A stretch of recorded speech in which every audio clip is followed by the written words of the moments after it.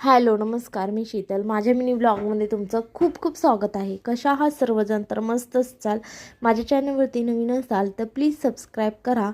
तर सकाळची वेळ होती, तर इथे माझी रांगोळी काढायचं चाललं होतं. तर तुम्ही बघू शकता, म्हणजे सिंपल रांगोळी काढणार आहे.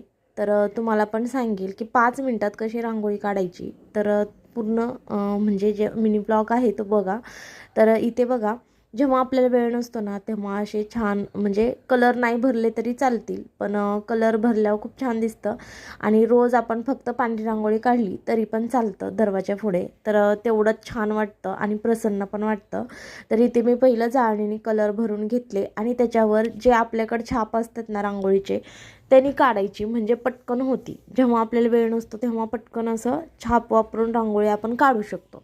तर इथे मी पावतांचे छाप आणि बाकी डिझाईनचे छाप थोडेफार घेऊन ठेवलेले आहेत. तर उपयोगी पडतात. जेव्हा सणसुद्धा असतो ना, तेव्हा मी म्हणजे अशी छान अशी रांगोळी काढते, जो सण असेल तसं.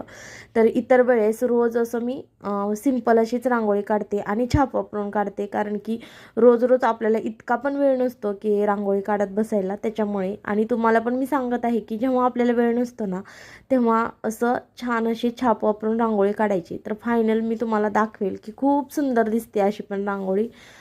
तर असे छान डिझाईनचे छाप आणून ठेवायचे, तर भारी वाटतं. आणि घरात पण प्रसन्न, आणि दरवाजासमोर रांगोळी असली की खूप प्रसन्न वातावरण राहतं.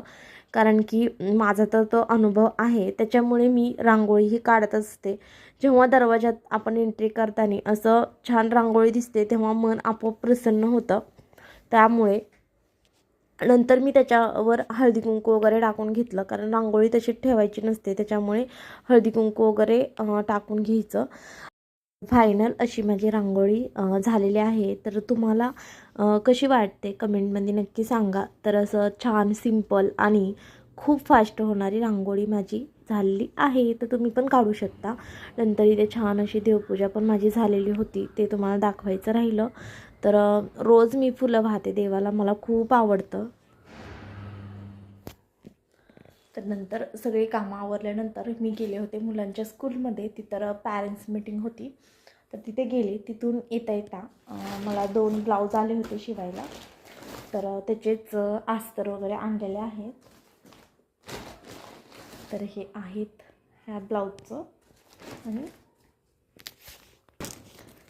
दाखवते.